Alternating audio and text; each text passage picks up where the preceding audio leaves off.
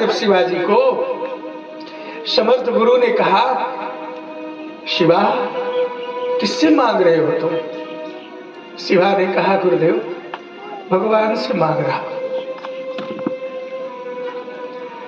समर्थ श्री लौट पड़े। शिवाजी ने कहा, गुरुदेव आदेश नहीं किया कुछ आपने? समर्थ श्री ने कहा, जिससे तुम मांग रहे हो मरा तो नहीं होगा, मैं भी उसी से मांग लेता हूं जाकर। भगवान से मांगने के बाद फिर भीख नहीं मांगना पड़ता। सुशीला ने उन टूटे हुए चावलों को लिया, वस्त्र भी नहीं था उसके पास, तो अपनी मटमैली फटी हुई साड़ी का एक कोना फाड़ लिया, उसमें चावल रखा, गांठ लगा दिया, सुदामा को दिया, कहा दे दीजिएगा। और मन ही मन सुशीला ने कहा, हे प्रभु इस चावल को देखकर समझ लेना कि हम भूखों मर रहे हैं। चावल बताएगा कि हमारे पास भोजन नहीं है, और ये वस्त्र बता रहा है कि मेरे पास शरीर ढकने के लिए वस्त्र भी नहीं है। सुदामा गए, भगवान ने गजब स्वागत किया। और जब भगवान ने इस उपहार को स्वीकार किया तो संकल्प किया कि आज मैं सुदामा को इतना दूंगा कि जितना मैंने कभी किसी को नहीं दिया।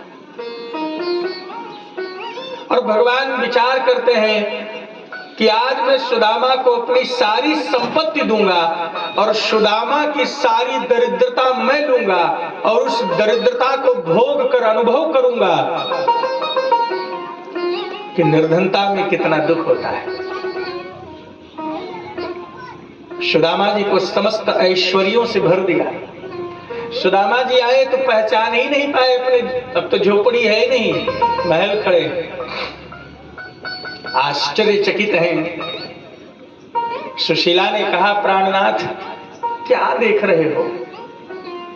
सुदामा ने कहा, समझ नहीं आ रहा है कि ये संपदा, ये वैभव कहां से आया।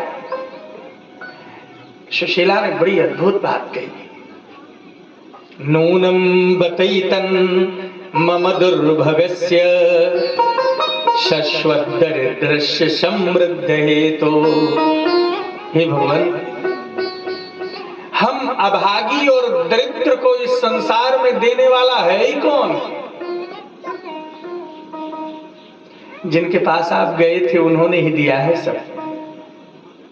सुदामा ने कहा, मित्र श्याम सुंदर ने इतना दिया, धन्य हो। परजन्यवत्त स्वयमीक्षमाणो दाशार्हकाणां ऋषभ सखा में। बादल की तरह देता है मेरा मित्र जब देता है, जैसे बादल धरती को तृप्त कर देता है बरस कर, वैसे ही मेरा प्रभु जब देता है ना किसी को तृप्त कर देता है। हे भगवान, आपका तो स्वभाव ही है कृपा करना। आपने कृपा करके ये वैभव हमें दिया है, लेकिन इस वैभव का अभिमान न दे देना। वैभव मिल जाना सहज है, पर वैभव हो करके वैभव का अभिमान न हो, ये बड़ी बात है। विद्या प्राप्त करना सहज है, पर विद्वान बनकर अभिमान न हो, ये कठिन है।